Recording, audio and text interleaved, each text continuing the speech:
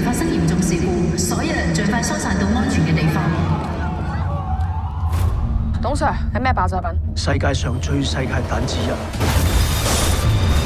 ，David Clark。潘成功，你涉嫌同一單爆炸案有關，你自首啦！唔關我事㗎，你係我死黨啊嘛，你可偏幫我嘛，冇得翻轉頭㗎喎！全世界都以為個炸彈係你放嘅，得我一個知道你係去拆炸彈。手拉你翻嚟，試下。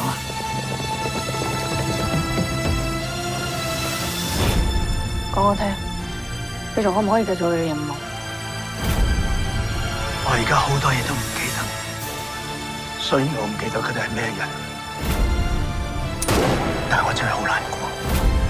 你哋揾佢查恐怖分子啊？